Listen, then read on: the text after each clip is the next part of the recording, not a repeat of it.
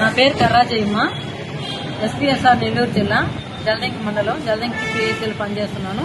ఆ పనిచేస్తున్నప్పుడు నాకు డాక్టర్లకి కొంచెం గొడవయ్యి ఆ గొడవ విషయంలో నేను జడ శ్రావణ్ గారిని ఆశ్రయించాను. అతను పెద్ద లాయర్ అని చెప్పారు. ఆ లాయర్ దగ్గర నేను కేసు పెడదామని వెళ్ళాను.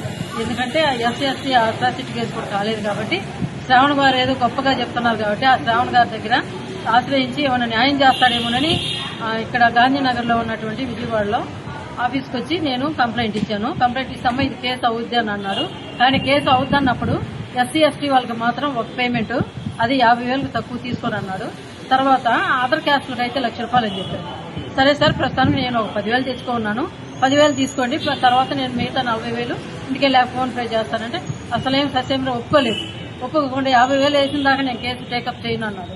సరేలని చెప్పేసి మేము ఇంటికి వెళ్ళిన తర్వాత ఆ మరుసటి రోజే 50,000 నేను ఫోన్ పే చేశాను. 50,000 ఫోన్ పే చేసిన తర్వాత కేసు టేకప్ చేయట్లేదు.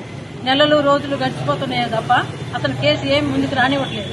అసలు ఎందుకు ఏం జరుగుతుందో, డిలేట్ ఎందుకు జరుగుతుందని నా ఆతృత మీద నేను మళ్ళా విజయవాడ గాంధీనగర్కి వచ్చి ఆయన ఆఫీసులో కలిసి మళ్ళీ మాట్లాడితే ఇది కేసు ఇదిగమ్మా అవుతుందని చెప్పి ల్యాప్టాప్ అట్లా మా వైపు అటు తిప్పినట్టు చూపిస్తారండి, మళ్ళీ అటు తిప్పుకుంటారు. అది మాకేం అర్థమైందండి, మామూలు సామాజికంగా ఉండేవాళ్ళమి. అది లాయర్లకైతే అర్థమైంది కానీ మాకే అర్థం కాదు కదా.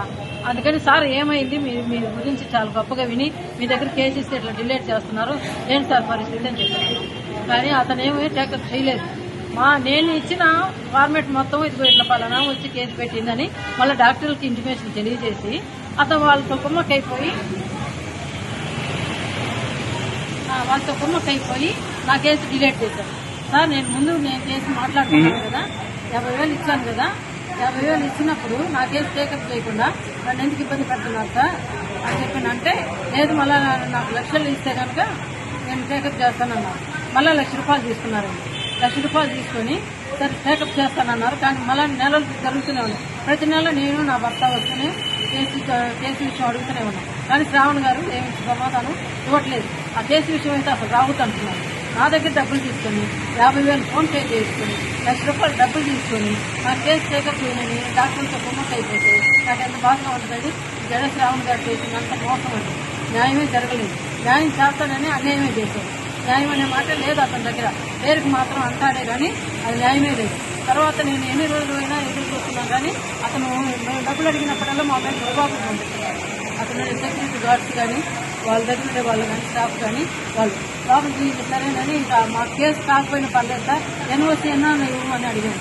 ఎన్ఓసీ కానీ మేము పోతే ఆ రోజు నేను నా భర్త మా సిస్టర్ సలేం అనే అమ్మాయి మేము ముగ్గురం వచ్చాము. ముగ్గురం వచ్చిన తర్వాత మాతోటే అసభ్యకరంగా మాట్లాడుతూ అతను మీకు ఏంటంటే నేను కేసు టేకప్ చేసేది చేయను, మీ వల్ల కాదు, నేను చేయనని చెప్పేసి అసభ్యంగా మాట్లాడుతూ నన్ను 2 మీద చేపెట్టి తోసేసి మీరు దిక్కున్న కూడా చెప్పుకోండి, నేను మిమ్మల్ని అది చేయిస్తానని చెప్పేసి తన అనుచరులతో చెప్పించి మమ్మల్ని బెదిరించారండి రూమ్ వేసి. తర్వాత మేము ఎట్టగా ఎలాగో బయటకు తప్పించుకొని పారిపోయి వచ్చామండి ప్రాణహానికి. కానీ ఇట్లాంటి జగన్ శ్రావణ్ కుమార్ ఎంతమంది ఉన్నారో తెలియలేదు. కానీ ఎస్సీ ఎస్టీ వాళ్ళకి మాత్రం పేరు గొప్ప అభివృద్ధి పడినట్టుగా అసలు కేసులు టేకప్ చేయకుండా అలాంటి వాళ్ళని ఎంతమందినో మోసం చేస్తూ డబ్బులు ఆర్జిస్తూ పైగా కేసులు తీసుకోకుండా చేస్తున్నాడండి.